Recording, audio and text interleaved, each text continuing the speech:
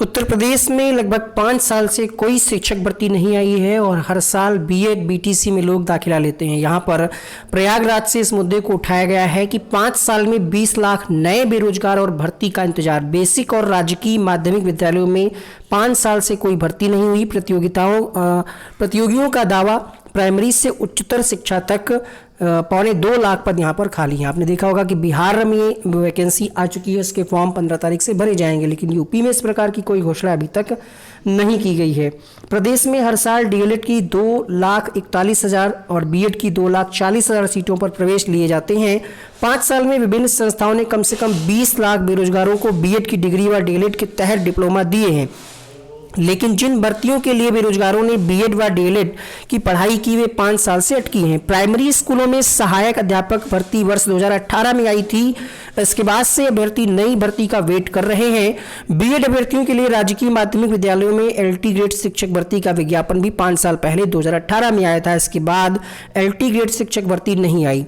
शिक्षक भर्ती में शामिल होने वाले डिग्री और डिप्लोमा अभ्यर्थियों की भीड़ हर साल बढ़ती जा रही है। तो यहाँ पर तो यही एक डिमांड हो सकती है कि या तो बीएड बीटीसी को बंद कर दिया जाए या तो हर साल कुछ न कुछ पदों पर वैकेंसी जारी की जाए।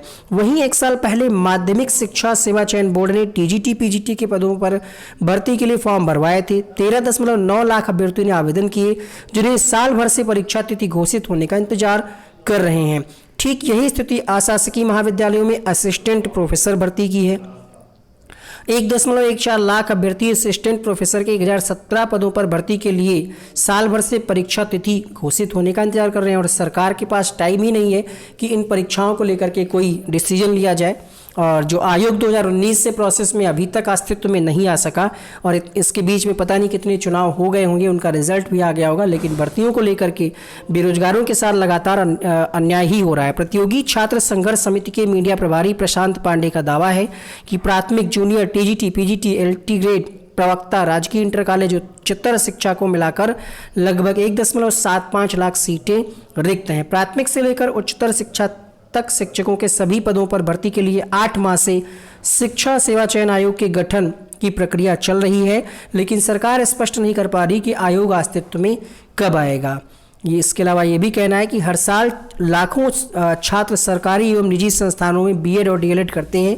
फीस के रूप में संस्थान करोड़ों रुपए कमाते हैं और लाखों रुपए खर्च करके पढ़ाई पूरी करने वाले छात्र भर्ती के इंतजार में बेरोजगार ही रह जाते हैं। नहीं ले सकते नौकरी तो बंद करें कोर्स, ये भी यहाँ पर कहा गया है।